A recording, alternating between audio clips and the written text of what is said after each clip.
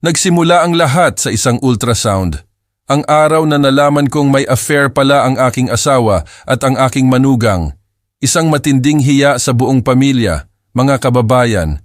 Pero hindi pa iyon ang pinakamasakit dahil habang ako ang nagbibigay ng lahat, ang babaeng pinakasalan ko, binibigyan pala ako ng lason para sa insurance na 250 milyong piso. Walang utang na loob. Akala nila isang pawn lang ako.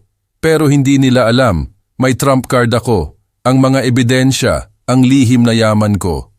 Ngayon, oras na para kunin ko pabalik ang aking dangal at ituro sa kanila ang isang lesson na hindi nila malilimutan. Kung kayo na-betray rin ng mga mahal ninyo, kwentuhan mo ako sa comment section. Saan kayo nanonood? Like and share. Sa ultrasound appointment ng asawa ko. Nakita kong nanginginig ang kamay ng doktor habang nakatitig sa monitor. Bigla niya akong hinila. Dinala niya ako sa isang pribadong silid. Putlang-putla ang mukha niya. Sir Lito, sabi niya. Kailangan mo nang umalis ka agad at mag-file ng divorce. Napatingin ako sa kanya. Akala ko'y nababaliw na siya. Ano? Bakit? Tanong ko. Wala kang oras para magpaliwanag ngayon, bulong niya. Ngunit magtiwala ka sa akin. Nasa panganib ka. Nang sa wakas ay nakita ko ang natuklasan niya. Gumuho ang buong mundo ko. Kung nagtiwala ka na sa maling tao, naiintindihan kita. Pwede mo ring ibahagi ang kwento mo sa ibaba. Babasa-basahin ko ang bawat komento. Sa edad na 55, nakabuo ako ng yaman na higit pa sa naisip ko. Isang real estate portfolio na nagkakahalaga ng halos 950 milyong piso. Isang kumpanya na nagtataglay ng pangalan ko, ang Santos Properties. At isang reputasyon sa buong Makati na nagbubukas ng mga pinto bago pa ako kumatok. Ngunit isusuko ko ang lahat ng iyon para maibalik lang si Dolores, ang una kong asawa. Namatay siya 6 na taon na ang nakalipas, mabilis at walang awang kanser. Sa loob ng 2 taon, para akong multo na gumagala sa sarili kong buhay. Hanggang sa nakilala ko si Elena, 40 taong gulang siya nang ikasal kami, 5 taon na ang nakalipas. Sapat na bata para pakiramdam ko'y nabubuhay akong muli. Sapat namang matanda para maintindihan ang pagdadalamhati ko. Lumipat siya sa mansyon namin sa Ayala, Alabang. Ang bahay na pinagsikapan naming ayusin ni Dolores. Unti-unti, hindi na ito naging parang isang mosoleo. Noong Enero, sinabi niyang buntis siya. Pagkalipas ng 7 buwan, nakaupo ako sa dulo ng aming dining table. Pinapanood ko ang pamilya ko na kumakain ng inihanda ni Elena. Ang anak kong si Maria, edad 32. Matino. Parang nakikita ko si Dolores sa bawat kilos niya. Katabi niya ang asawa niyang si Marco. Si Marco ay VP ko sa Santos Properties sa loob na ng 3 taon. May kakayahan, ambisyoso. Siya na sana ang anak na lalaki na hindi ko kailanman nagkaroon. Si Elena, naglilingkod sa paligid ng mesa. Medyo may ningning sa mukha ng mga nagdadalang tao. Ang kamay niya ay nakapatong sa malaking tiyan niya. Gusto mo pa ba ng wine, honey? Tanong niya. Bago pa ako makasagot, pinunuan na niya ang baso ko. Ang sakit ng ulo na ininda ko sa loob ng maraming linggo ay kumirot sa likod ng mga mata ko. Nagpunta na ako sa doktor ng 2 beses. Stress daw. Sobrang trabaho. Walang seryosong problema. Ayos ka lang ba, tay? Tanong ni Maria. Ang putla mo. Ayos lang ako, sweetheart. Pilit kong ngiti. Pagod lang talaga. Lagi ka nang pagod nitong mga nakaraang araw, sabi ni Elena. Nag-aalala, may kunot sa noo. Kinuha niya ang isang maliit na bote mula sa bulsa niya. Inalog at naglabas ng 2 kapsula. Ang vitamins mo, nakalimutan mo kaninang umaga. Kinuha ko iyon, nilunok kasabay ng tubig. Medyo mapait ang lasa, pero ganun naman talaga ang vitamins. Ay, sabi ni Elena, nagliwanag ang mukha. Halos nakalimutan ko, Lito. Ang ultrasound appointment ay sa susunod na Martes ng 10:00 AM. Sasamahan mo ako, di ba? Gustong-gusto kong nandoon ka. Siyempre, sabi ko. Hindi ko iyan papalampasin. Ngumiti siya ng husto. Hinawakan niya ang balikat ko habang nagdadaan. Ngumiti si Marco sa kabilang dako ng mesa.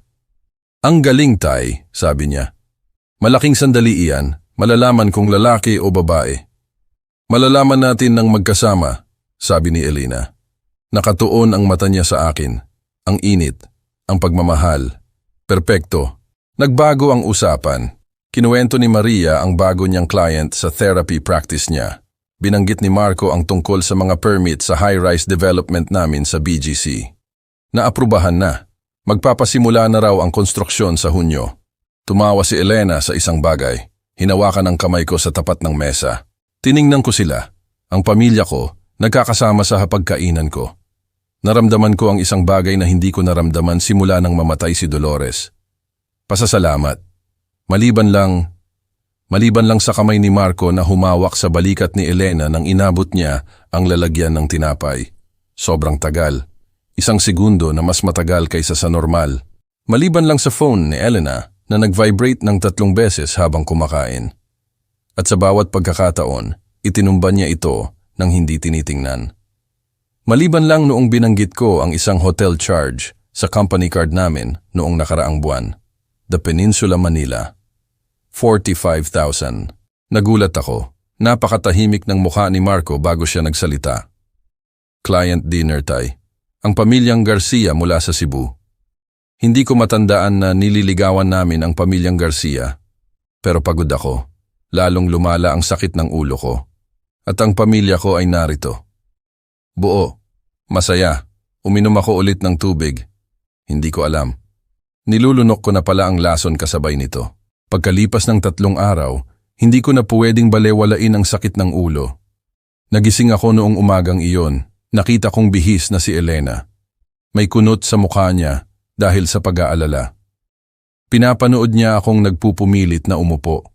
Lahat masakit. Ang mga kasukasuan ko'y parang napuno ng tingga. At ang pagduduwal ay tumama bago pa man dumampi ang mga paa ko sa sahig. Lito, pupunta ka na kay Dr. Alberto Morales ngayon. Hindi ito tanong, hawak na niya ang phone ko. Tatawag na ako ngayon. Ayos lang ako, sabi ko. Pero maging ako, hindi na naniniwala. Ang vitamins na binibigay niya ay hindi nakatutulong. Kung tutuusin, mas lalo akong nagkasakit. Hindi ka ayos. Ang kamay niya sa balikat ko ay tila tapat. Pakiusap. Para sa akin. Si Dr. Alberto Morales ang doktor ko sa loob ng 15 na taon. Matiyaga siyang nakinig habang inilalarawan ko ang mga sintomas. Ang matinding sakit ng ulo, ang pagduduwal na dumarating ng paalon-alon, ang labis na pagkapagod na nagpapahirap sa pag-akyat sa hagdan. Masakit ang mga kasukasuan, tanong niya. Pinindot niya ang tuhod ko. Napangiwi ako. Nagsimula lang ilang araw na ang nakalipas. Umupo siya, tinanggal ang stethoscope. Lito, 55 ka na. Nagpapatakbo ka ng isang 950 milyong real estate empire. Kinuha mo pa ang development sa BGC. Binigyan niya ako ng tingin na inilalaan ng mga doktor para sa mga type A personalities. Klasikong stress, sabi niya. Sinasabi ng katawan mo na dahan-dahan ka lang. Pero ang pagduduwal? Tanong ko. Ang stress ay pwedeng magpakita ng pisikal. Mga issue sa GI, sakit ng ulo, pagkapagod. Ito'y textbook na, sabi niya. Nagsulat siya sa prescription pad niya. Magpapa-order ako ng blood work para makasiguro. Pero ipupusta ko ang lisensya ko. Magiging normal ang resulta. Sa ngayon, magpahinga ka. Isaalang-alang mo ito kung lumala ang anxiety. Inabot niya sa akin ang isang reseta para sa gamot laban sa anxiety. Hinawakan ni Elena ang kamay ko. Kita mo na? Sinasabi ko na sa iyo, magpahinga ka. Nang gabing iyon, dinalhan ako ni Elena ng chamomile tea. At isa pang malaking vitamin na parang kapsula ng kabayo. Sabi ni Dr. Morales, magpahinga, kaya magpahinga. Ako na ang bahala sa hapunan. Hinalikan niya ang noo ko, para akong bata. Nilunok ko ang kapsula. Ang mapait na lasa ay nanatili kahit pagkatapos ng tsaa. Nag-buzz ang phone ko, si Maria. Hi Tay, nagche-check lang ako. Sabi ni Elena, nakita mo raw si Dr. Morales. Sabi niya, stress daw? Mabuti, iyan ang mabuti. Sandaling huminto. Ay, at yung mga DNA kit na binanggit ko, dumating ngayon. Gagawin namin ni Marco ang sa amin ngayong weekend. Exciting, di ba? May malamig na bagay na dumapo sa dibdib ko. Oo, exciting. Pagkatapos naming magbitiw, Nakatingin lang ako sa kisame. Iniisip ko ang hapunan 3 gabi na ang nakalipas. Ang paraan kung paanong nanginginig ang kamay ni Elena nang ibinigay niya sa akin ang mga vitamins. Ang tinginan nilang dalawa ni Marco noong binanggit ni Maria ang DNA testing. Ang instinct ko. Ang parehong instinct na nagtayo ng isang multi-million na negosyo. Ito'y sumisigaw. May mali. Pero sabi ni Dr. Morales, stress. Sabi ni Elena, pahinga. At nang gabing iyon, nang iniabot niya sa akin ang isa pang kapsula, kinuha ko iyon ng walang tanong. Ang ultrasound appointment ay Martes ng umaga. 10 araw pagkatapos ng hapunan na iyon, masyadong excited si Elena sa buong linggo. Pinag-uusapan ang mga kulay ng nursery, mga pangalan ng bata, kung malalaman na ba namin ang gender. Nagmaneho kami papunta sa St. Luke's Medical Center. Ang kamay niya ay nakapatong sa akin tuwing nagpapalit ako ng gear. Sobrang saya ko at nandito ka, sabi niya habang papasok kami sa parking lot. Ito ang sandali natin, Lito. Ang pamilya natin. Malamlam ang silid ng ultrasound, clinical. Ang screen ay nagliliwanag. Pinalamanan ng cold gel ng technician, ang tiyan ni Elena. Tumayo ako sa tabi ng kama. Hawak ang kamay niya. Pinapanood ang malabong imahe na kumikislap sa monitor. Ito ang ulo, sabi ng technician. Dahan-dahang ginagalaw ang transducer wand. At ang pusong malakas, 140 beats kada minuto. Ang lahat ay gumagaling ng maganda para sa 32 weeks. Hinawakan ni Elena ang kamay ko ng mahigpit. Ngumiti siya sa akin na may luha sa mata. Ngumiti ako pabalik. Walang nararamdaman, maliban sa mapurol na kirot sa likod ng sentido ko na naging permanente na. Tapos, nanahimik ang kamay ng technician. Ang mata niya ay nakatuon sa pangalawang monitor. Isa na nagpapakita ng resulta ng lab sa halip na ang ultrasound image. May nagbago sa ekspresyon niya. Ilang segundo lang. Paki-excuse po, sabi niya. Tumayo siya ng bigla. Kailangan ko lang tawagin si Dr. Jaime Reyes. Standard protocol, walang dapat ipag-alala. Umalis siya bago pa kami makapagtanong kung bakit. Tumawa ng kinakabahan si Elena. Hindi iyan magandang sign, di ba?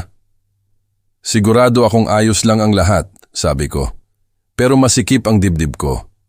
Pagkalipas ng 5 minuto, pumasok si Dr. Jaime Reyes. Naka-silver hair, mga 50-something.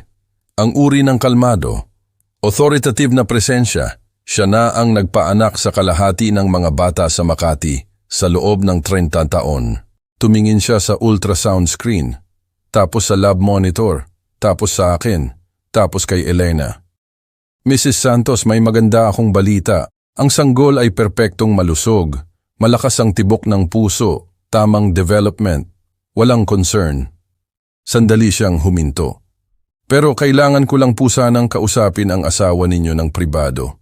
May administrative matters lang po tungkol sa prenatal screening panel. Kumunot ang noo ni Elena. Administrative matters ngayon? Sandali lang po. Kalmado ngunit seryoso ang tono ni Dr. Reyes. Iginuhit niya ang kamay niya patungo sa pinto. Sinundan ko siya sa isang maliit na consultation room sa dulo ng pasilyo. Nagsara ang pinto sa likod namin. Mr. Santos, profesional ang boses ni Dr. Reyes. Bilang bahagi ng standard prenatal care namin, nagsasagawa kami ng isang komprehensibong screening panel. Isang bahagi nito ay paternity confirmation. Nakatutulong ito upang masiguro ang tamang medical history para sa bata. Ibinuklat niya ang computer screen niya patungo sa akin. Ang mga resulta ay dumating kaninang umaga. Tinitigan ko ang lab report. Nakatitik sa malaking letra sa itaas. Paternity screening results. Biological father match identified in system Villanueva, Marco. 99.97% probability. Nawala ang mga salita. Nag-focus. Nawala ulit. Iyan ang manugang ko, narinig kong sabi ko. Alam ko. Kalmado ang boses ni Dr. Reyes. Pero ang mata niya ay mayroong bagay na tila kinokontrol na galit. Ang DNA niya mula sa Bennett Properties Employee Health Screening ay nasa database namin. Ang mga marker ay conclusive match. Mr. Santos, lubos akong humihingi ng paumanhin. Pakiramdam ko'y walang hangin sa silid. Alam ba ni Elena na sinabi mo sa akin? Hindi. Ang mga resulta ay flagged para sa review ko lang. Gusto kong makipag-usap muna sa inyo. Huwag mong sasabihin sa kanya. Mabilis lumabas ang mga salita. Instinctive. Pagbalik natin doon, sabihin mong malusog na baby boy at perpekto ang lahat, wala nang iba. Tinitigan ni Dr. Reyes ang mukha ko. Mr. Santos, kailangan kong itanong. Ligtas ka ba sa bahay? Kung kailangan mo ng resources, domestic support services. Ayos lang ako. Tumayo ako. Gumegiwang ang mga binti ko. Bigyan mo ako ng 1 minuto, tapos babalik tayo at hindi na kailanman nangyari ang usapang ito. Tumayo ako ng mag-isa sa consultation room, nakatingin sa pangalan ni Marco sa screen. Habang ang 30 taon ng pagtatayo ng buhay, isang kumpanya, isang legacy, ay gumuho sa isang hindi maikakailang katotohanan. Ang asawa ko'y nagdadalang tao ng anak ng manugang ko. At ang mga vitamins na binibigay niya sa akin sa loob ng 3 buwan, ang mga nagpapahina sa akin araw-araw, biglang nagkaroon ng perpekto pero nakakatakot na kahulugan. Naglakad ako pabalik sa ultrasound room, ngumiti, hinalikan ang noo ni Elena. Ayos ba ang lahat?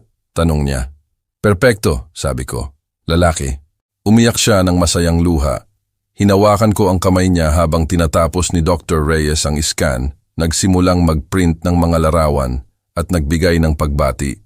Nagmaneho kami pa uwi, naghanda ng tanghalian, hinumasan ang mga paint swatches.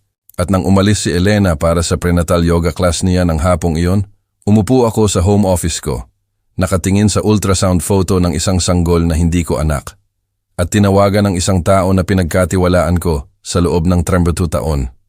Cardo, sabi ko nang sagutin ng attorney ko, kailangan ko ang pinakamagaling na private investigator na kilala mo, at kailangan ko siya ngayon. 2 araw pagkatapos ng ultrasound, binuksan ko ang home office ko at isinara ang pinto. Umalis si Elena, iba na namang prenatal appointment.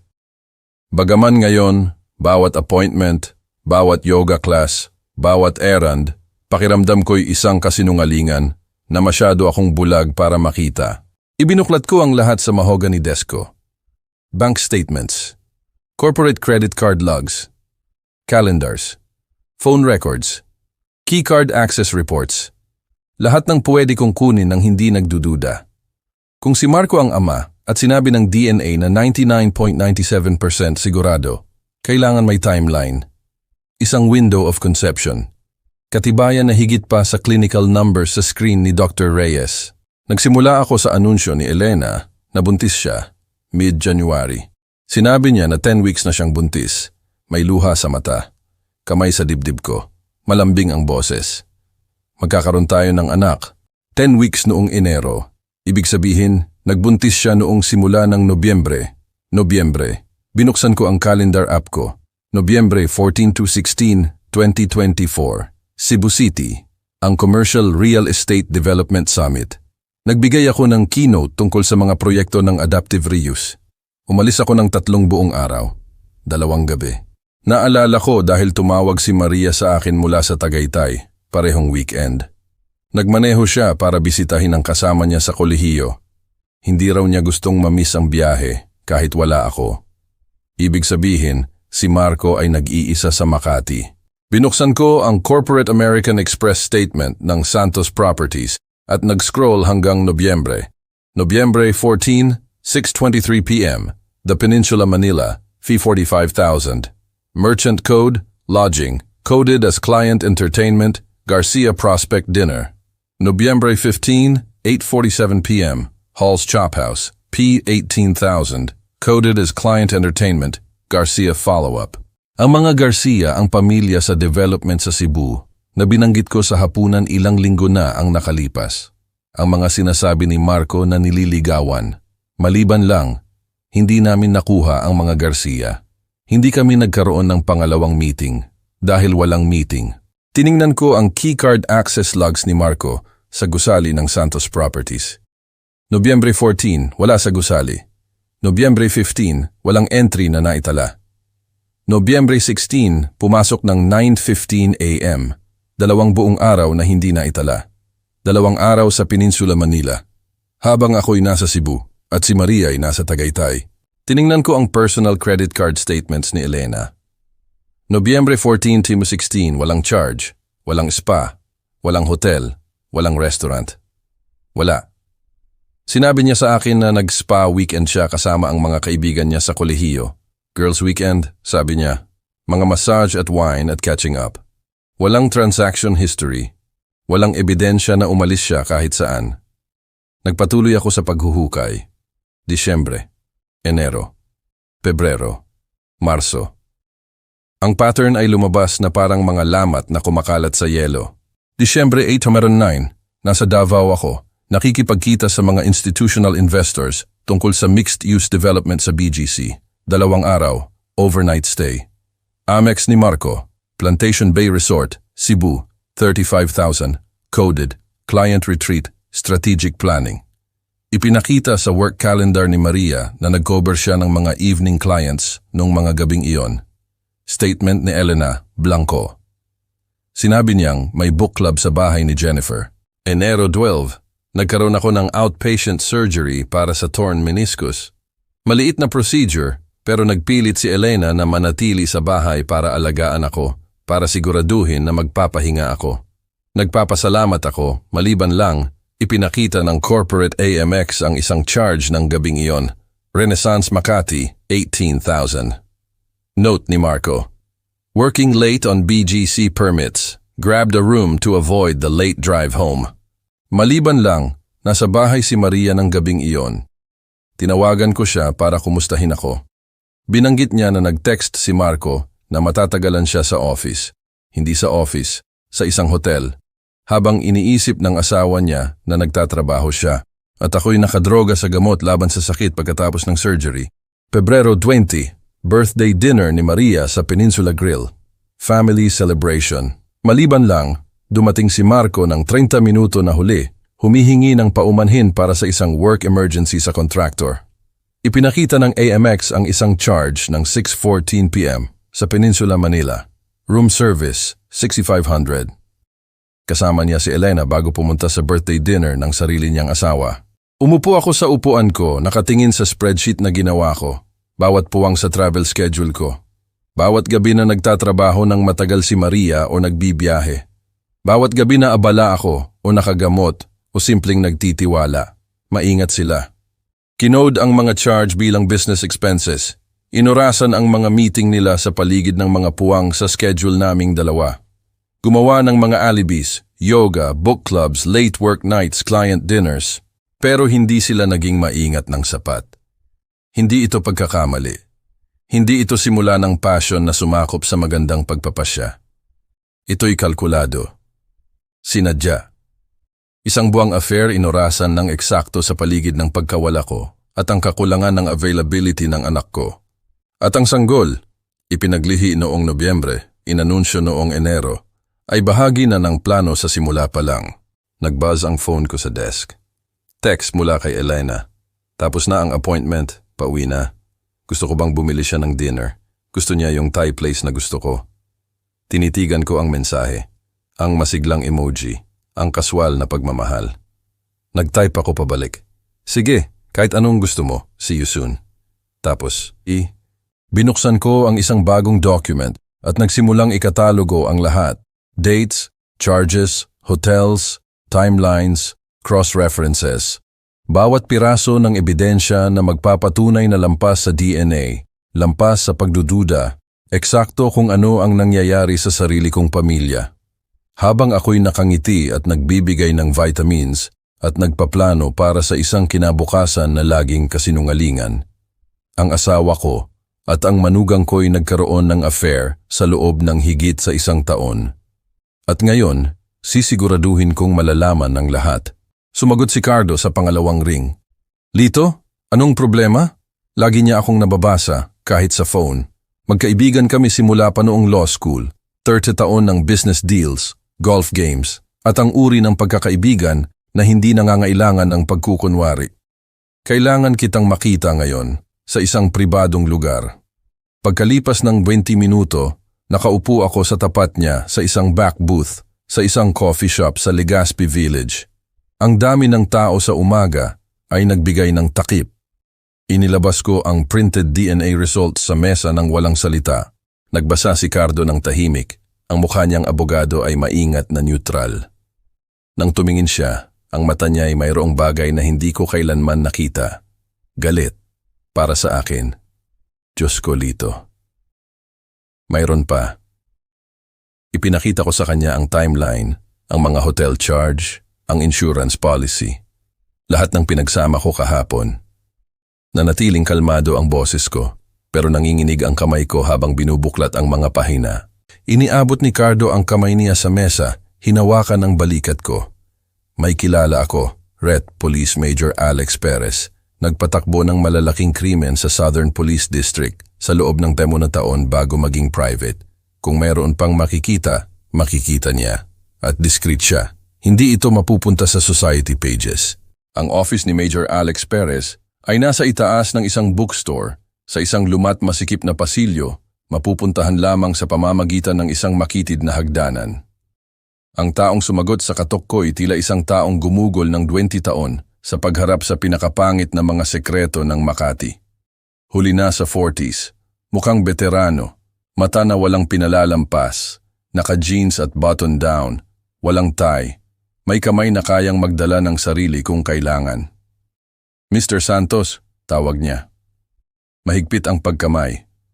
Pakiupo. Ang office niya ay simple. Desk, 2 upuan, mga filing cabinet, at isang pader ng mga framed commendations mula sa mga araw niya sa pulisya.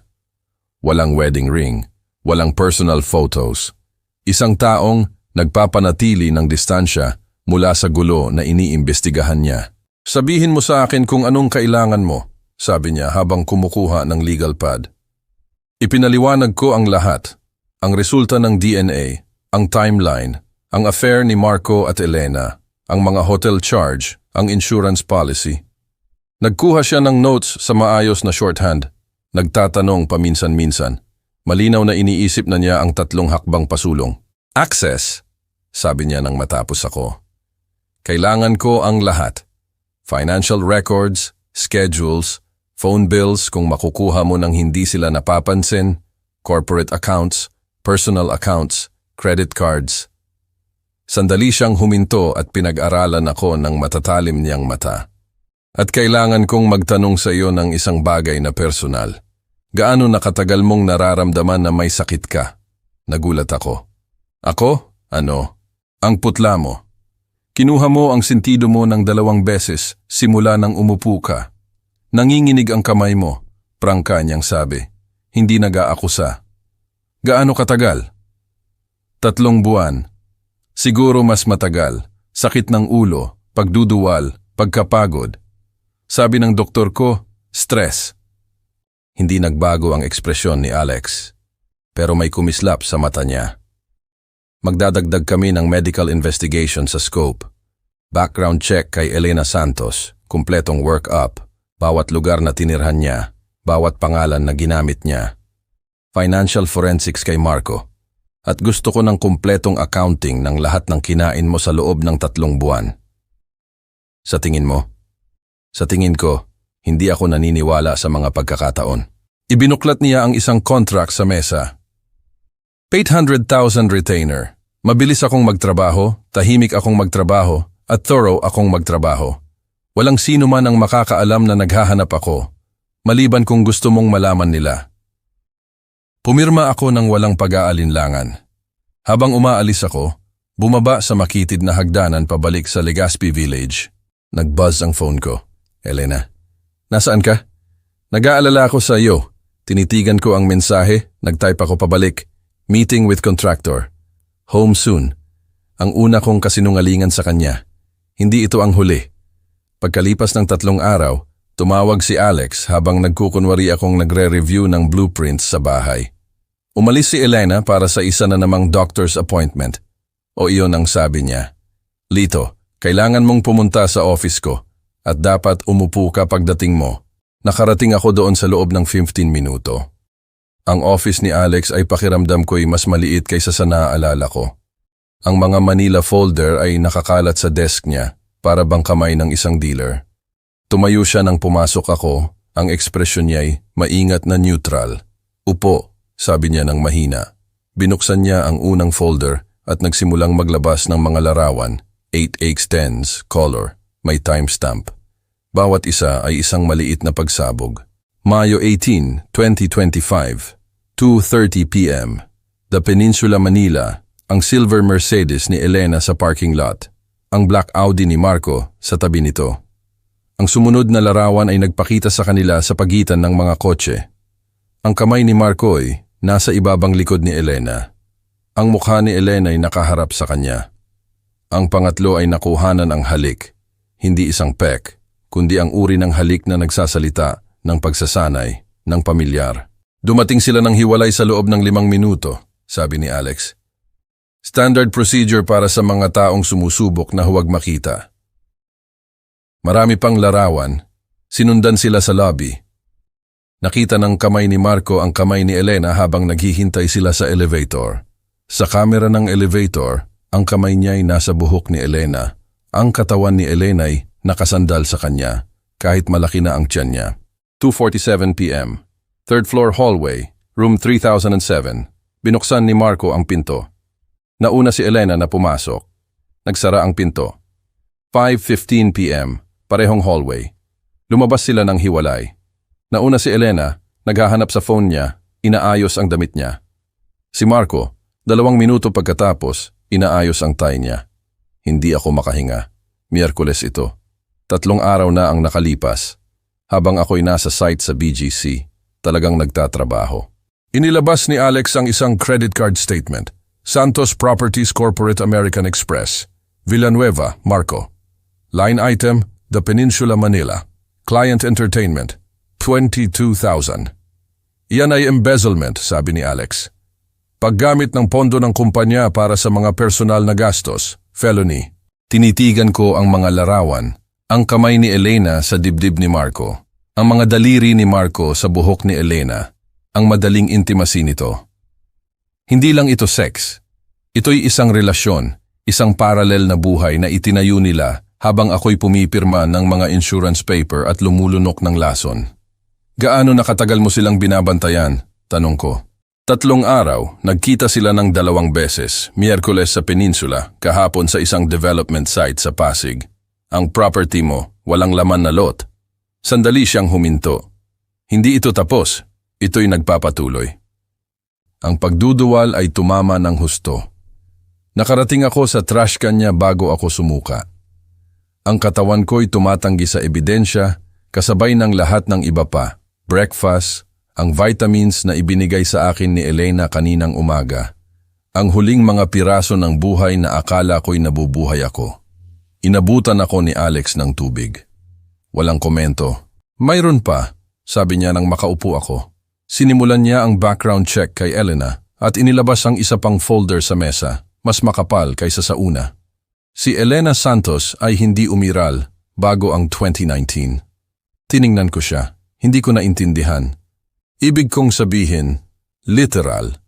Walang credit history, walang employment records, walang address history, wala. Lumitaw siya sa kawalan 1 taon bago kanya nakilala. Nakatuon ang mata niya sa akin. Hindi iyan normal. Hindi iyan posible. Maliban kung gumagamit siya ng ninakaw na pagkakilanlan. Ang mga larawan sa desk ay tila dumami. Ang kamay ni Marco sa buhok ni Elena, ang timestamp 3 araw na ang nakalipas, ang mga embezzlement charge, ang insurance policy, ang sanggol na hindi ko anak.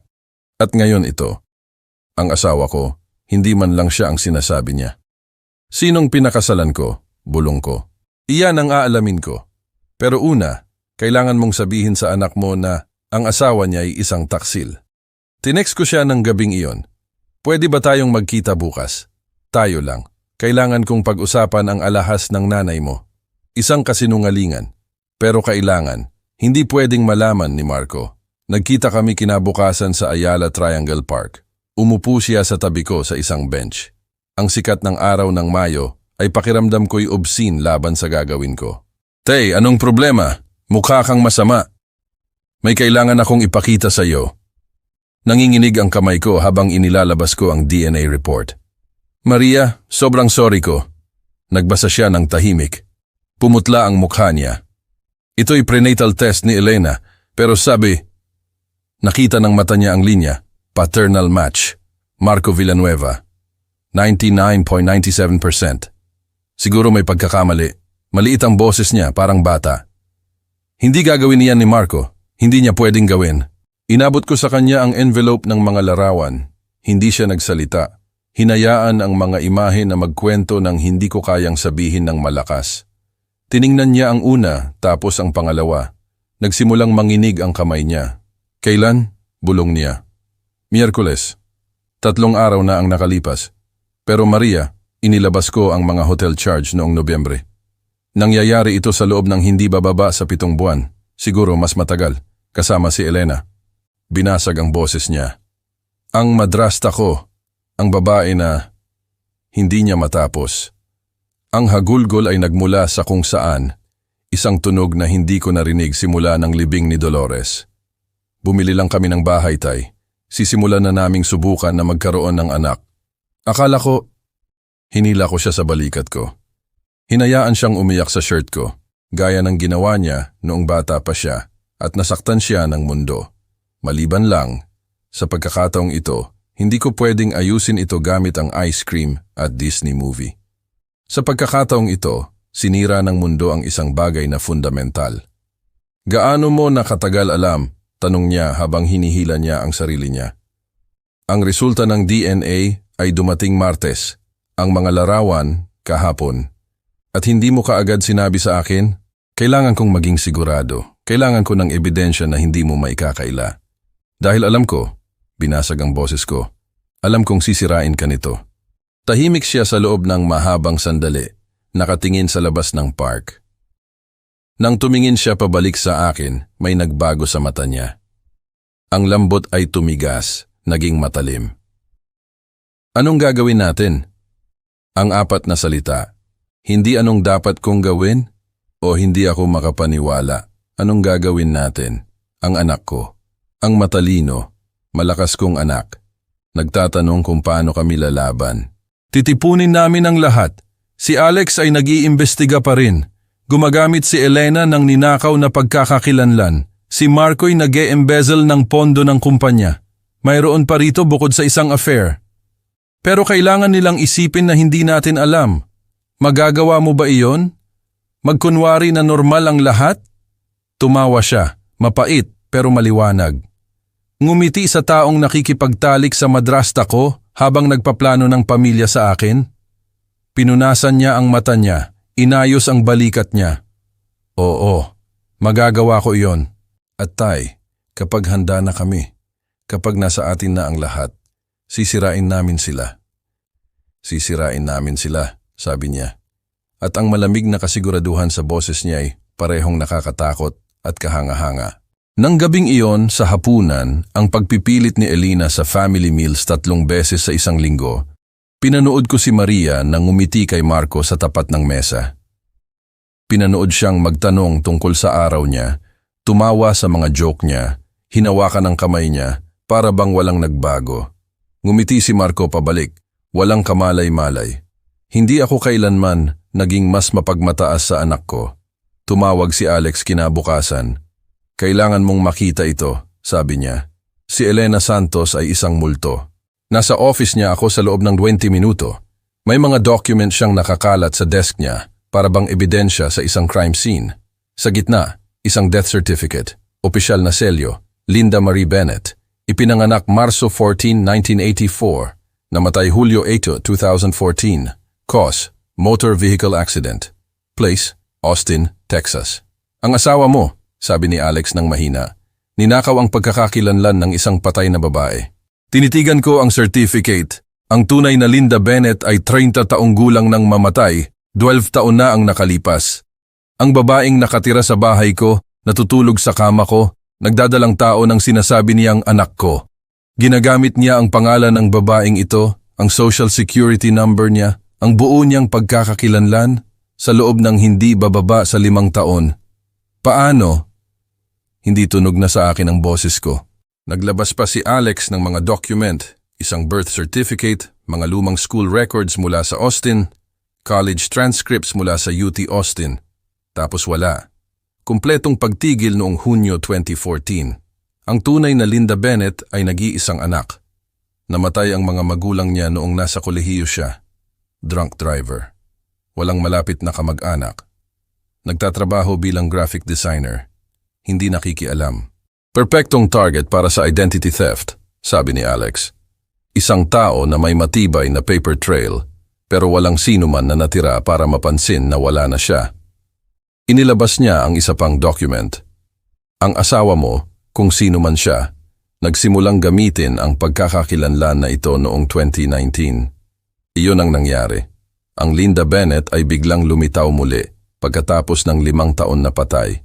Bagong address sa Cavite, bagong bank account, bagong driver's license na may litrato niya.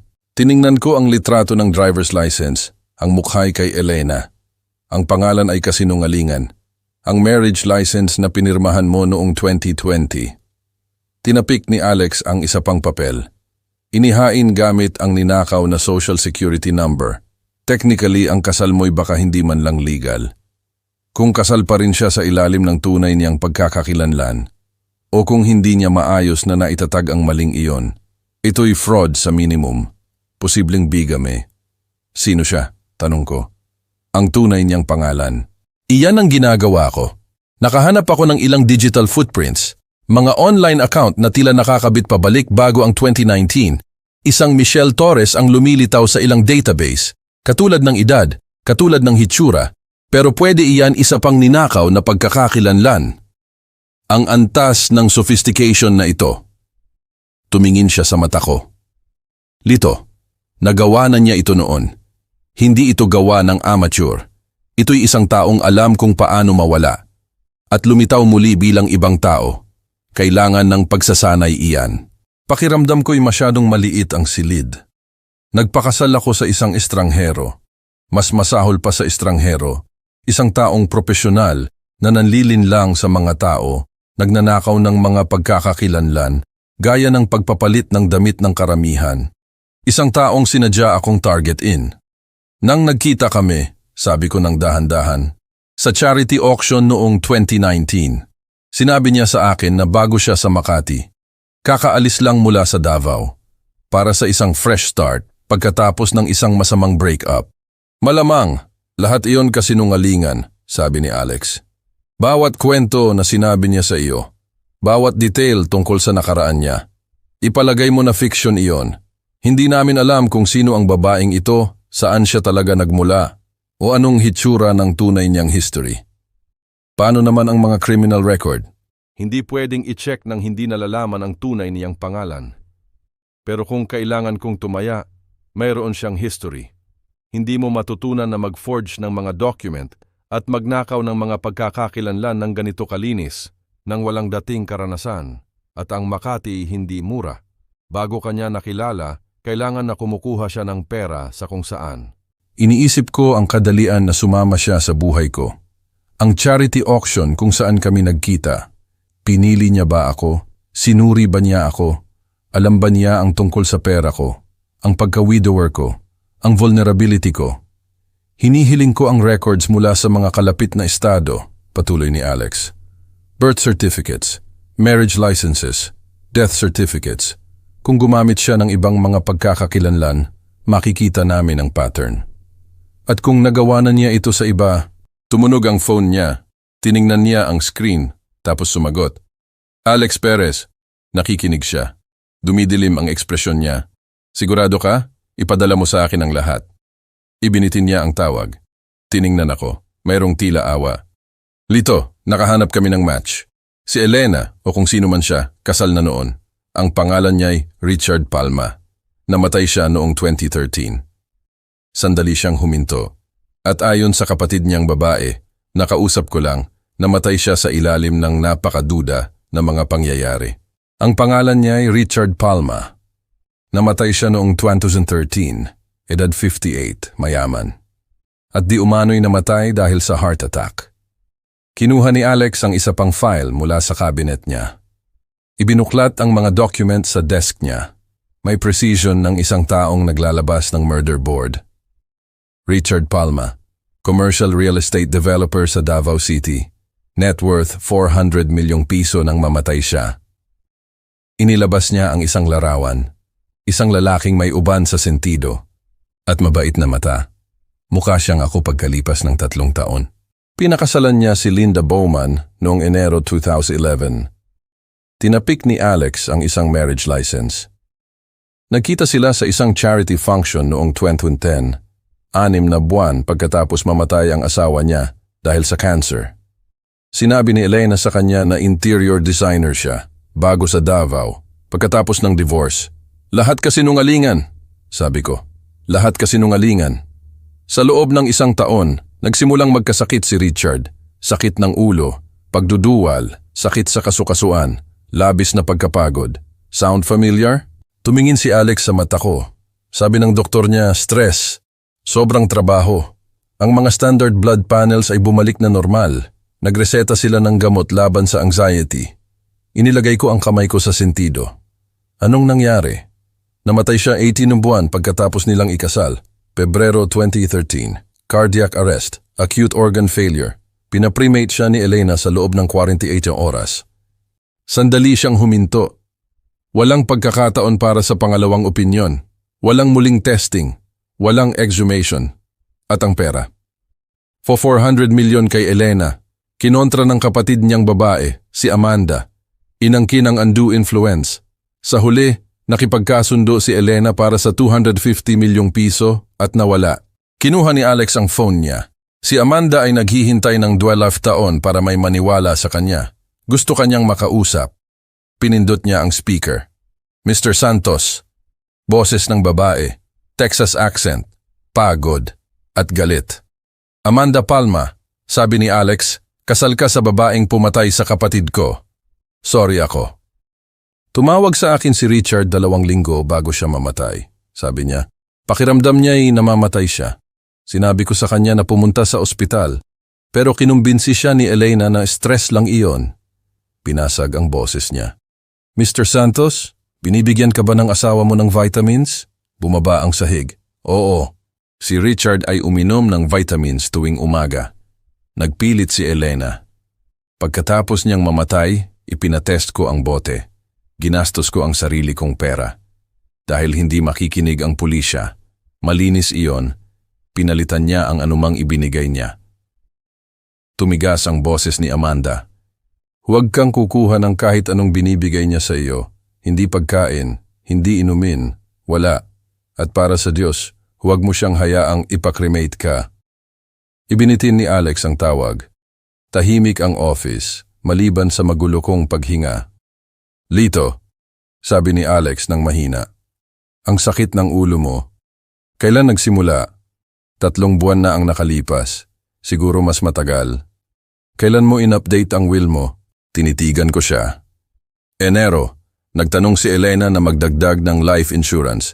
250 milyong piso. Sabi niya, para sa bata. Tumayo si Alex. Kailangan namin ng toxicology screen ngayon. Private lab. Confidential. Ang mata niya ay seryoso. At Lito, tigilan mo na ang pagkuha ng anumang ibinibigay sa iyo ni Elena. Hindi ang vitamins niya. Hindi ang tsaa niya. Wala. Tumango ako. Pero ang isip ko'y nasa larawan na yon. Richard Palma. 58. Nagtiwala. Patay. Hindi ako may sakit, sabi ko. Pinapatay ako. Umuwi ako bawat gabi. At nagkunwari na normal ang lahat. Ngumiti ako kay Elena sa hapunan. Tinumanggi ang vitamins niya gamit ang mga dahilan. Masakit ang tiyan. Sinusubukan kong kumain ng mas mahusay muna. Kumunot ang noo niya, pero hindi nagpilit. Akala niya'y may oras pa siya. Tumawag si Alex ng 8:00 a.m. sa pangalawang araw. Lito, pumunta ka sa lab. Si Dr. Morales ay nasa early 50s. Gray-haired, may kalmadong paraan. Isang taong naghatid ng mahirap na balita ng napakaraming beses. Hindi na niya kailangan itong i-sugarcoat. Tumayo si Alex sa tabi ng bintana. Mr. Santos, hindi nag-aksaya ng oras si Dr. Morales. Mayroon kang colchicine sa system mo. Significant levels. Hindi ito aksidente. Ano yan? Isang alkaloid substance mula sa autumn crocus plant. Sa maliliit na dosis, 6 milligrams, Ginagamot nito ang gout. Sa mas malalaking dosis, ito'y lubhang nakakapinsala. Isang partikular na insidious na lason. Ibinuklat niya ang screen niya patungo sa akin. Nagpapakita ng symptom timeline. Ginagaya nito ang natural na sakit, mga problema sa puso, mga isyu sa bato, pangkalahatang paghina. Karamihan sa mga doktor ay hindi napapansin ito dahil nagpapakita ito ng parang isang dosenang iba pang kondisyon. Iyan ang dahilan kung bakit ito'y historically na ginagamit sa mga kaso ng krimen. Gaano na karami ang ibinigay niya sa akin? Batay sa blood levels mo at symptom timeline, tinatantya ko 2 hanggang 3 mg araw-araw, sa loob ng 12 hanggang 14 weeks, 4 hanggang 5 beses ang therapeutic dose, administered consistently. Tumingin siya sa mata ko. Nasa isang mapanganib na trajectory ka, isa pang buwan, at titingnan natin ang hindi na mababawi na multi-organ failure, ang parehong cascade na kumuha ng buhay ni Richard Palma. Humakbang pasulong si Alex. Ang presentation ay magkapareho, colchicine harm na nagkukubli bilang cardiac event. Maaari mo bang gamutin ito? Tanong ko. Oo, tumigil ka sa ingestion sa oras. Sisimulan namin ang chelation therapy kaagad, aggressive hydration, organ monitoring. Ang mga bato mo ay stressed pero functional. Ang liver enzymes ay elevated pero hindi critical. Sumandal siya pasulong. Mr. Santos, mapalad kang nandito. Ang tanging dahilan kung bakit nandito ka ay dahil sa nagkamali sa pagtantya ng oras, ang sino man ang gumagawa nito. Iniisip ko ang hapong iyon sa ultrasound room 3 linggo na ang nakalipas. Naubusan siya ng oras, sabi ko. Lito, ito'y attempted harm. Apurahan ang boses ni Alex. Premeditated, documented, nagpapatuloy. Mayroon tayong medical evidence. Pattern mula sa kaso ni Richard. Testimony ni Amanda. Tatawagan namin si Detective Reyes ngayon na. Hindi. Tumingin ako kay Dr. Morales. Gaano katagal bago ko kailangan ng treatment? Dapat magsimula ka ngayon. Pero kung nagtatanong ka kung gaano katagal, maaari kang maghintay ng 1 linggo. Siguro 10 araw. Higit pa roon. Isinasapalaran mo ang permanenteng pinsala. 10 araw? Tumingin ako kay Alex. Ang Makati Preservation Society Gala ay sa loob ng 10 araw. 200 katao. Lahat ng mahalaga sa syudad na ito. Kung kumilos tayo ngayon, ito'y isang pribadong takedown. Aalis si Marco. Hahatak si Maria sa isang criminal trial, kung saan ang affair ng asawa niya at ang mga aksyon ng madrasta niya. Ito'y magiging tabloid fodder sa loob ng maraming buwan. Anong iminumungkahi mo? Gawin natin ang lahat ng sabay-sabay. Public exposure, ang mga larawan ng affair, ang embezzlement, ang identity theft, ang testimony ni Amanda tungkol kay Richard, at medical proof ng kung anong nangyayari. Ilalagay namin ang lahat doon, isang gabi, isang sandali. Walang pagkakataon para mag-spin o magtago. Ilalantad namin silang dalawa sa harap ng lahat. At pagkatapos, dadalhin sila ng mga autoridad. Tahimik si Alex. Hindi iyan hustisya, iyan ay theater. Iyan ang Makati, sabi ko. At iyan ang nararapat kay Elena. Sinubukan niya akong saktan ng tahimik sa dilim. Habang nakangiti sa hapunan, ilalantad ko siya sa liwanag. Nang gabing iyon, nasa kusina si Elena. Humihuni habang naghahalo ng isang bagay sa stove. Lumingon siya nang pumasok ako. Nagliwanag ang mukha niya. Lito, kumusta ang araw mo? Hinawakan niya ang balikat ko. Mas gumagaling ka ba? Mukha kang pagod nitong mga nakaraang araw. Ngumiti ako pabalik. Hinayaan siyang halikan ang pisngi ko. Mas gumagaling talaga. Sa tingin ko, kung ano man ang mali ay sa wakas ay nawawala na. Ay, sobrang saya ko. Hinawakan niya ang braso ko. Sobrang nag-alala ako sa iyo. Nagawa niya ang pagkakamali niya. Hinayaan niya akong mabuhay ng sapat na matagal para lumaban. Si Alex at ako'y pumasok sa sarili kong bahay kinabukasan. Habang nasa prenatal yoga class si Elena. Kinuha siya ni Marco. Kinumpirma ng surveillance iyon. Mayroon kaming 90 minuto. Kilos na, sabi ni Alex. Nagsusuot ng latex gloves. Inabutan ako ng isang pares. Ang sarili kong bahay ay pakiramdam ko'y banyaga. Bawat silid na hinawakan ni Elena ay tila contaminated na. Mapanganib. Dumiretso kami sa primary suite. Ang bathroom niya, ang closet niya, ang mga pribadong espasyo niya. Nagtrabaho si Alex ng methodical, bathroom muna, medicine cabinet, vanity drawers, ang maliit na lock cabinet sa ilalim ng sink. Kinuha niya ang isang leather toolkit, pumili ng isang pick, at nabuksan ang lock sa loob ng 30 segundo. Dito, tahimik ang boses niya, controlled.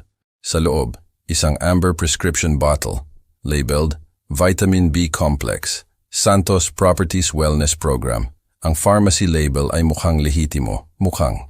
Kinuha ni Alex ang isang field test kit, maliit na vial, reagent strip. Binuksan niya ang bote. Maingat na kinuha ang isang kapsula. Binasag ito. Inilapat ang reagent. Naging maitim na asul ang strip sa loob ng ilang segundo. Colchicine, sabi niya. Positive. Ito ang ebidensya mo. Kinuha niya ng larawan ang bote mula sa bawat anggulo. Label, contents, placement. Tapos, ibinalik ito ng eksakto kung saan niya ito nakita.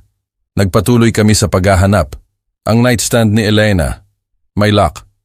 Pinili ni Alex. Sa loob, isang burner phone, encrypted. Kinonekta niya ang isang device.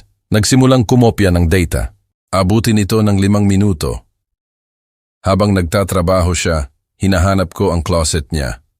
Mga designer clothes, alahas. Lahat ng binili ko sa kanya. Lahat ng ginamit niya para itayo ang perpekto niyang disguise. Sa likod, sa ilalim ng isang tumpok ng sweaters, isang Manila folder.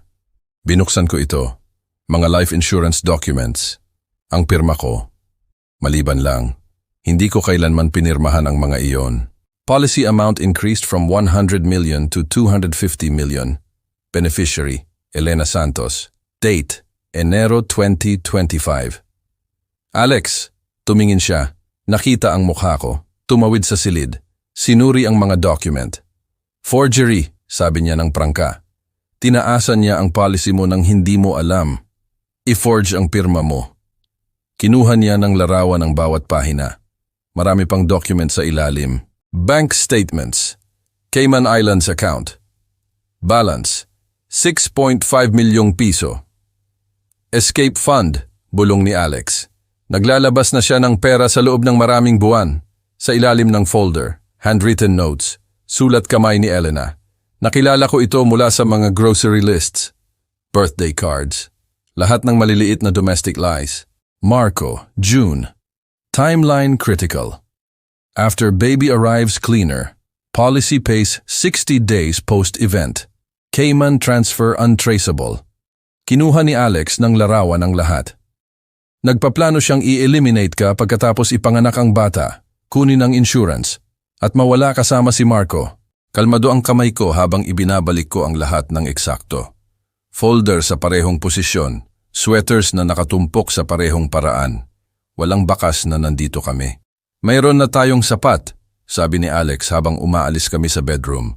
Attempted harm, conspiracy, forgery, fraud. Tatawagan na natin si Reyes ngayon na. Matatapos na ito ngayon. Hindi. Tinanggal ko ang gloves. 8 araw. Manatili tayo sa plano, Lito. Gumugol siya ng mga buwan sa pagpaplano nito. Mga buwan na nakangiti sa akin. Habang binibigyan ako ng substance na iyon. Mga buwan na nagkukunwari na buntis sa anak ko. Habang nagdadalang tao ng anak ng manugang ko. Tumingin ako sa mata niya. Ilalantad siya sa harap ng lahat. Tapos aarestuhin siya. Dahan-dahang huminga si Alex. 8 araw. Nang gabing iyon, inabot sa akin ni Elena ang isang kapsula sa hapunan. Ang vitamin mo, honey, sabi niya. Nakangiti. Mukha kang mas gumagaling. Sa tingin ko, talagang nakakatulong ang mga iyon. Ngumiti ako pabalik. Kinuha ang kapsula. Nagkunwari na nilunok kasabay ng paghigop ng tubig. Itinago sa palad. Pagkatapos ng hapunan, pumunta ako sa bathroom at i-flush ito.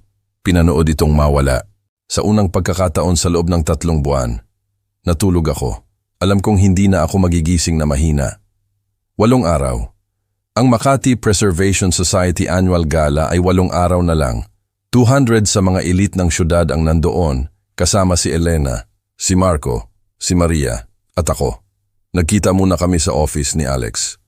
Umalis ako sa ospital ng tanghali. Ang gala ay 7 oras na lang. Si Elena ay lalabas bukas, 1 araw. Huli na para dumalo, mag-isa si Marco. Kakatawanin ang pamilya habang nagpapagaling si Elena. Perpekto. Tumawag ako kay Alex mula sa kotse ko. Pagbabago ng mga plano, sabi ko. Gagawin natin ito nang wala siya. Nang walang Elena? Tila hindi sigurado si Alex. Nasa ospital siya kasama ang bata. Ilalantad natin si Marco ngayong gabi. Ang affair, ang embezzlement, lahat. Arestuhin siya ni Detective Reyes sa gala. Tapos pupunta si Reyes sa ospital bukas. At aarestuhin si Elena para sa attempted harm, conspiracy, forgery, fraud. Dalawang hiwalay na takedowns,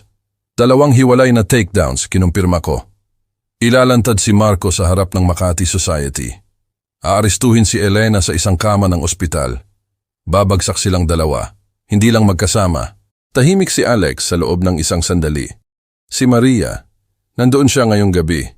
Nararapat siyang makita ang mukha ni Marco. Kapag lumabas ang katotohanan. Naintindihan, ia-adjust ko ang presentation. Mag-focus sa mga krimen ni Marco. Ang pagkakaugnay ni Elena ay darating mamaya. 7 oras? 7 oras, sumang-ayon si Alex. Umupo ako sa kotse ko, pinapanood ang pasukan ng ospital. Sa loob, hinawakan ni Elena ang isang bata na ipinaglihi niya bilang bahagi ng isang plano para saktan ako at nakawin ang pera ko. Tumayo si Marco sa tabi niya, nagpapanggap na debotong manugang habang siya ang biological father. At ngayong gabi, sisirain ko siya sa harap ng lahat ng mahalaga. Bukas, sisirain ko siya. Gagawin namin ito nang wala siya. Ang Makati Preservation Society Gala ay ang lahat ng gustong dumalo ni Elena. Pinili niya ang dress niya 3 buwan na ang nakalipas, emerald green, empire waist, para ipakita ang pagbubuntis niya. Nakasabit pa rin ito sa closet namin, hindi suot. Dumating ako sa Manila Peninsula Ballroom ng 7:30 p.m. Ang makasaysayang gusali ay nagliliwanag. Ang malaking ballroom ay binago bilang isang eleganteng showcase ng Makati Society. Mga crystal chandeliers, silk table linens, mga centerpiece ng magnolia at jasmine, 200 na bisita, naka-evening wear, champagne flutes na sumasalamin sa liwanag. Binati ako agad ni Jinying Maria Clara de la Cruz, ang doyen ng Historic Makati Foundation. Lito, narinig namin ang tungkol sa bata. Congratulations, nasaan si Elena? Namamatay kami na marinig ang lahat tungkol sa kanya. Ngumiti ako.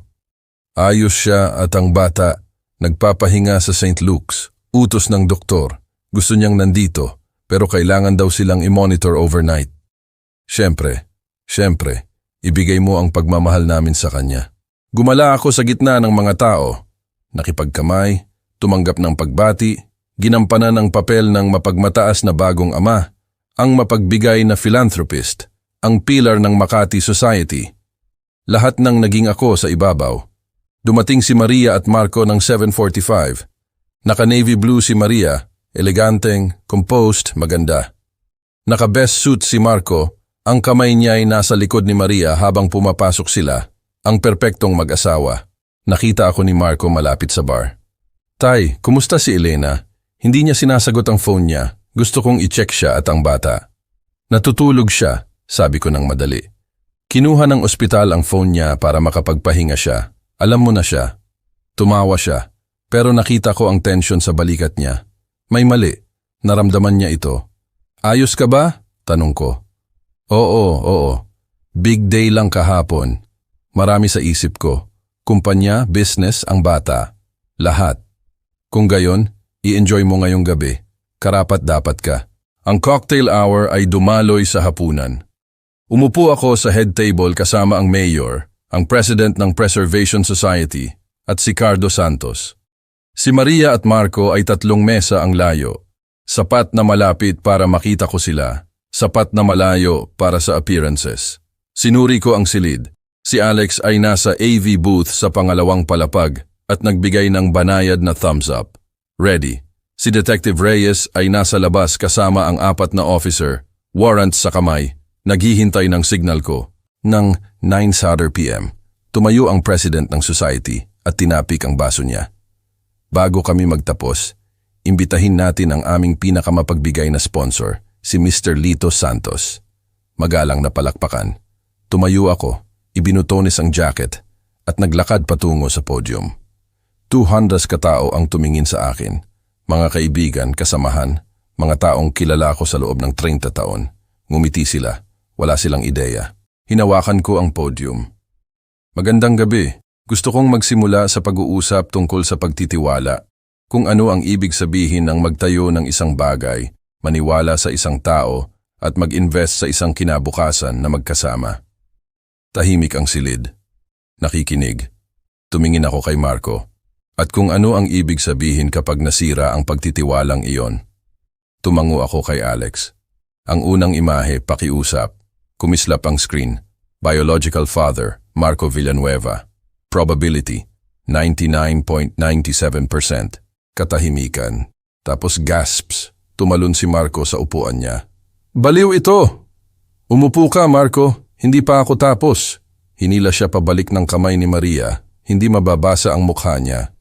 Ang affair ay nagpapatuloy sa loob ng higit sa 1 taon. Pinabilis ni Alex ang mga slides. Mga larawan ng surveillance. Si Marco at Elena sa Peninsula Manila. Naghalikan. Pumasok sa room 3007. Mga timestamp. Nobyembre 14, Mayo 18. Bumagsak ang mga bulong, lumabas ang mga phone. Pero simula pa lang yan. Susunod na slide. Bank statements. Nag-embezzle si Marco Villanueva ng higit sa 6 milyong piso mula sa Santos Properties para tustusan ang affair na ito. Mga hotel room, hapunan, lahat charged bilang client entertainment, lahat fraudulent. Ang mukha ni Marco'y nawala ang kulay. Tay, kaya kong ipaliwanag. Kaya mo bang ipaliwanag ito? Bagong slide, isang death certificate. Linda Marie Bennett died July 8, 2014. Ang silid ay naging nakamamatay na tahimik. Ang asawa ko'y nagnakaw ng pagkakakilanlan ng isang babaeng pumanaw 11 taon na ang nakalipas. Ang tunay niyang pangalan ay hindi alam. Dati siyang kasal kay Richard Palma, isang real estate developer sa Davao. Susunod na slide, obituary ni Richard. Richard Palma passed away suddenly in 2013. Cardiac arrest, multi-organ failure. Cremated within 48 hours at his wife's insistence. No autopsy. Huminto ako. Ang mga sintomas niya, sakit ng ulo, pagduduwal, pagkapagod. Ang parehong mga sintomas na nararanasan ko sa loob ng 3 buwan. Susunod na slide. Toxicology report. Substance detected, colchicine. Level, 4.2 ng ml. Toxic range. Sa loob ng 3 buwan, ang asawa ko'y nagbibigay sa akin ng mga kapsula na tinatawag niyang vitamins. Colchicine ang mga iyon, isang substance na, sa mga dosis na natatanggap ko, ay nakakapinsala at sa huli, nakamamatay. Umiyak si Ging de la Cruz. Ang mga phone ay nakarecord. Nagplano si Elena na tapusin ang buhay ko. Kolektahin ang 250 milyong piso sa life insurance na i-forge niya ang pirma ko para taasan. At mawala kasama si Marco at ang pera. Ang parehong pattern na ginamit niya kay Richard Palma. Final slide. Arrest warrants. Elena Santos, aka Michelle Torres, Marco Villanueva. Detective Reyes, sa inyo na sila. Bumukas ang mga pinto. Pumasok si Reyes na may 4 na officer. Sinubukan ni Marco na tumakbo, ngunit kaagad siyang dinampot. Marco Villanueva, nakahuli ka para sa embezzlement, conspiracy at fraud. Nakakaf ang kamay ni Marco. Sumabog ang silid. Mga boses, mga flash, kaguluhan. St. Luke's Maternity Ward, Room 312, 9:07 p.m. Umupo si Elena sa kama. Natutulog ang bata sa basinet sa tabi niya. Nakasuot siya ng silk pajamas. Masyadong pangit ang hospital gown. Tinitingnan niya ang phone niya, binabasa ang mga mensahe tungkol sa bata. Next year, naisip niya. Kasama ang 250 milyong piso ni Lito. Nandoon ako sa bawat event na gusto ko. Bumukas ang pinto. Inaasahan niya ang isang nurse, sa halip, 2 uniformed officers ang pumasok, kasunod si Detective Reyes. Nanigas ang ngiti ni Elena. Anong nangyayari? May problema ba sa asawa ko? Elena Santos. O kung ano man ang tunay mong pangalan, nakahuli ka. Ano? Umupo siya ng mas tuwid. Aresto para saan? Attempted harm. conspiracy, identity theft, fraud, at forgery. Tumango si Reyes sa mga officer. Basahin ninyo ang rights niya. Baliw ito, sigaw ni Elena. Nanganak lang ako, hindi ninyo pwedeng gawin ito. Ang asawa mo'y ini-expose na ang lahat sa harap ng 200 katao sa Peninsula Ballroom, sabi ni Reyes. Ang affair kay Marco Villanueva, ang embezzlement, ang katotohanang hindi ikaw si Linda Bennett, ang colchicine poisoning. Inilabas niya ang phone niya, ipinakita ang video ni Lito sa podium. Tapos na, pumuti ang mukha ni Elena, tapos pumula. Si Marco, naka-custody na. Inaresto 7 minuto na ang nakalipas. Tahimik siya. Tapos nagbago ang ekspresyon. Nawala ang shock, naging malamig at kalkulado. Gusto ko ng lawyer. Makakakuha ka ng isa. Dalhin ninyo siya, utos ni Reyes. Inilabas ni Elena ang mga pulso niya. Mahigpit ang panga, nagliliyab ang mga mata habang inikuff siya. Tumingin siya sa bata. Ang insurance policy niya, ang ginto niyang ticket, wala. Paano ang anak ko?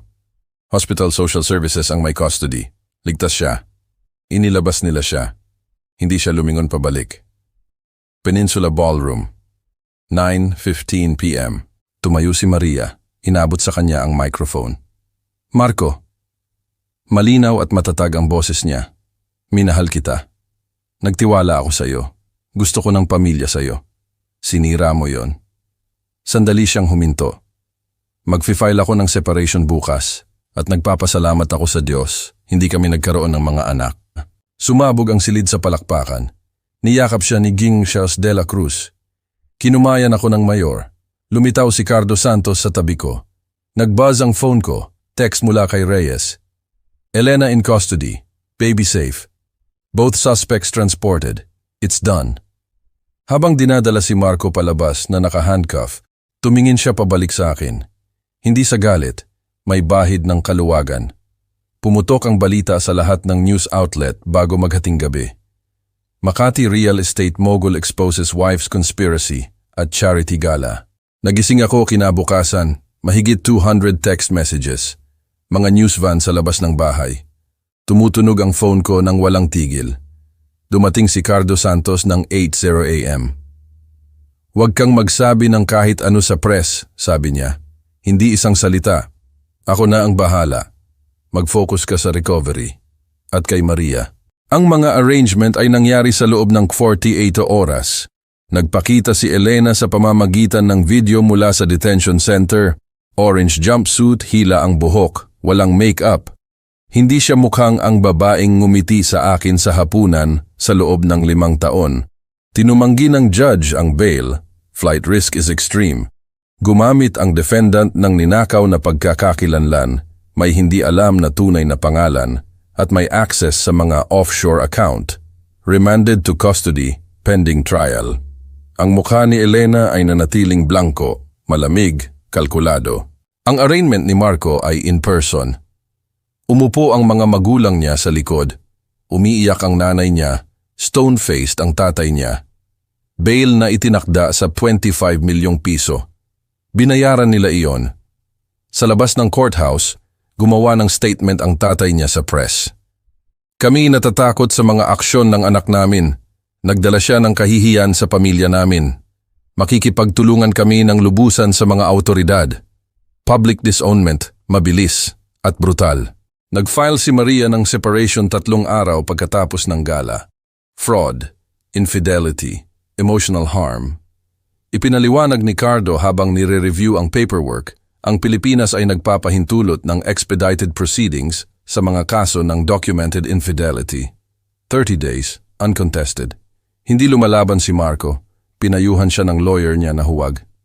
Mabuti, sabi ni Maria ng mahina. Pumirma siya sa mga papel ng walang pag-aalinlangan. Pinanood ko ang kamay niya, matatag, sigurado. Ang anak ko'y mas malakas kaysa sa inakala ko. Ang bata ay nanatili sa state custody. Temporary guardianship ang Hospital Social Services, ipinaliwanag ni Cardo. Ang parental rights ni Marco ay under review. Ang mga criminal charges niya ay nagpapakomplikado ng mga bagay. Ang rights ni Elena ay terminated dahil sa mga charge laban sa kanya. Ano yung mangyayari sa kanya? Tanong ko. Foster care malamang, tapos adoption, kung fully terminated ang parental rights. Naisip ko ang bata. 7 LBS 2 O's, maitim na asul na mata, walang kasalanan. Nararapat siya ng isang magandang pamilya, sabi ko. Isang taong magmamahal sa kanya sa kabila ng pinagmulan niya. Hinawakan ni Maria ang kamay ko. Sisiguraduhin natin na aalagaan siya, Tay. Kahit paano. 2 linggo pagkatapos ng gala, nagkita kami ni Cardo at Detective Reyes para sa isang strategy session. Inaprubahan ng Texas ang exhumation order para kay Richard Palma, sabi ni Reyes. Kung makahanap kami ng colchicine sa labi, si Elena ay haharap sa karagdagang charge sa Texas, posibleng capital charges. Tumango si Cardo. Ang federal charges ay malamang din, wire fraud, interstate identity theft. Si Marco ay titingnan ang downed hanggang 15 taon. Si Elena ay posibleng buhay ng walang parol, mas marami pa kung itutuloy ng Texas. Ang tunay niyang pangalan? Tanong ko. Hindi pa alam, sabi ni Reyes. Maingat siya. Walang dating arrest sa ilalim ng anumang pagkakakilanlan na makita namin. Nagsalita si Alex mula sa sulok. Ginagawa ko. Nagkamali siya ng isang beses. Magkakamali siya ulit. Nang gabing iyon, naghapunan kami ni Maria sa bahay. Kami lang dalawa. Walang press, walang lawyers, walang pulisya. Tahimik. Salamat, Tay, sabi niya, sa pagprotekta sa akin. Nagkamali ako sa iyo, sabi ko. Dinala ko siya sa buhay natin. Binigyan mo ako ng lakas para lumaban, sagot niya. Ipinakita mo sa akin kung anong hitsura ng tunay na integrity. Hinawakan namin ang kamay ng isa't isa sa ibabaw ng mesa. Nawalan kami ng napakarami, pero mayroon pa rin kami sa isa't isa. 3 buwan ang nakalipas, nagsimula ang trial. Punong-puno ang courtroom. The State versus Elena Santos, aka Michelle Torres. Sa wakas, nalaman ang tunay niyang pangalan, Michelle Torres. Ipinanganak sa Iloilo City, may mga dating arrest para sa fraud sa 3 estado sa ilalim ng iba't ibang pangalan. Isang multo na nag-iwan ng pagkasira. Ang ebidensya ay napakalaki, DNA results, surveillance photos, toxicology reports, bank statements, forged insurance documents, testimony ni Amanda Palma. At ang huling piraso, kinumpirma ng exhumation ni Richard Palma ang colchicine sa bone marrow.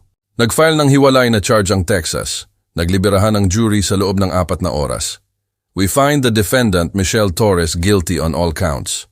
Buhay ng walang parol sa South Carolina at isa pang life sentence sa Texas para sa kaso ni Richard. Ang mukha ni Michelle ay nanatiling malamig habang dinadala siya. Walang luha, walang pagsisisi, yelo lang. Ang trial ni Marco ay mas maikli. Tumanggap siya ng plea deal, 12 taon, eligible para sa parole pagkatapos ng 8. Embezzlement, conspiracy, fraud. Sa sentencing, tumingin siya kay Maria. Sorry ako, Maria, para sa lahat. Hindi siya sumagot. Tumayo lang, mataas ang ulo at lumabas. 6 na buwan pagkatapos ng mga trial, ang buhay ay nagsimulang maging normal muli. Fully recovered ang kalusugan ko, walang residual organ damage. Ang Santos properties ay mas malakas kaysa kailanman. Nabawi ang ninakaw sa pamamagitan ng asset seizure. Nagtatag ako ng foundation sa pangalan ni Dolores, the Dolores Santos Fund for Domestic Violence Prevention and Elder Protection. Ang unang grant namin ay para sa training ng mga doktor upang makilala ang coercive control at dahan-dahang harm. Bumalik si Maria sa trabaho bilang therapist. Nag-espesyalisa sa betrayal trauma. Ang pagtulong sa iba na gumaling, sabi niya minsan, ay tumutulong din sa akin na gumaling. Ang bata, halos 6 na buwang gulang na, ay inadopt ni Amanda Palma. Gusto ni Richard ito, sabi niya sa akin. Makakakuha siya ng fresh start, isang pamilyang magmamahal sa kanya kung sino siya, hindi kung anong kinakatawan niya. Pakiramdam ko'y hustisya, hindi perpekto, pero totoo. Sa isang malamig na hapon ng Nobyembre, bumisita ako sa libingan ni Dolores. Ang punong magnolia na itinanim namin ay tumangkad na, kumalat ang mga sanga. Umupo ako sa bench sa ilalim nito. Ayos na ako ngayon, Dolores, bulong ko. Ipagmamalaki mo kung paano kami lumaban ni Maria, kung paano namin pinrotektahan ang isa't isa. Sandali akong huminto. Namimiss kita araw-araw, pero handa na akong mabuhay muli. Ang hangin ay umuga sa mga dahon, mapayapa. Ang Sunday brunch kasama si Maria ay naging bago naming tradisyon sa lugar niya ngayon. Isang maliit na townhouse sa Forbes Park na binili niya pagkatapos ng divorce. Iniisip kong makipag-date ulit, sabi niya habang nagbubuhos ng kape. Ako rin talaga, sagot ko at ngumiti. May nakilala ako sa museum fundraiser noong nakaraang linggo, si Jennifer, curator ng American History. Magkakape kami sa Martes. Tay, nagliwanag ang mata ni Maria. Kahanga-hanga iyan. Isang kape lang, sabi ko. Titingnan natin. Iniabot niya ang kamay niya sa tapat ng mesa. Hinawakan ang kamay ko. Magiging ayos tayo. Oo, sabi ko. Magiging ayos tayo. Ang sikat ng araw ay dumaloy sa mga bintana. Nag-usap kami tungkol sa mga client niya, sa mga proyekto ko, sa darating na gala ng foundation, mga normal na bagay, mga magagandang bagay. Ang mga iskar ay laging nandoon, pero ang mga iskar ay nangangahulugan na nabuhay kami. At ang survival, natutunan ko, ay ang unang hakbang para mabuhay muli. Ibinabahagi ko ito sa Grandpa Stories dahil ayaw kong gawin ninyo ang mga pagkakamali ko. Huwag kayong maging katulad ko. Huwag magtiwala ng walang verification ng background. Huwag baliwalain ang matitinding sintomas sa kalusugan na binabaliwala ng mga doktor. At huwag hayaang bulagin kayo ng kalungkutan sa mga red flags. Ang bawat episode ng Grandpa Stories ay nagtuturo ng hard-earned wisdom. Itinuro sa akin ito na binigyan tayo ng Diyos ng instincts para sa proteksyon, makinig sa mga iyon. Kapag naglagay ang Diyos ng mga tao sa buhay mo na talagang nagmamahal sa iyo, gaya ng anak kong si Maria, hawakan mo sila ng mahigpit. Tandaan ninyo mga apo, bumalik ako mula sa bingit ng kamatayan dahil lang sa isang ultrasound na dumating sa tamang oras. Hindi ito coincidence, mga mahal. Ito'y grace ng Diyos. Huwag na huwag ninyong hayaang baliwalain ang inyong instinct. Kapag may bumabagabag sa loob ninyo, makinig kayo, i-check ninyo. At kung mayroon kayong mga taong tapat, hawakan ninyo sila ng mahigpit. Sila ang tunay nating yaman, hindi ang pera. Ang Grandpa Stories ay para magprotekta sa isa't isa, manatiling mapagbantay, magtiwala ng matalino, magpasalamat tayo dahil nabuhay tayo. I-share ninyo ito mga apo para maging babala sa iba. God bless.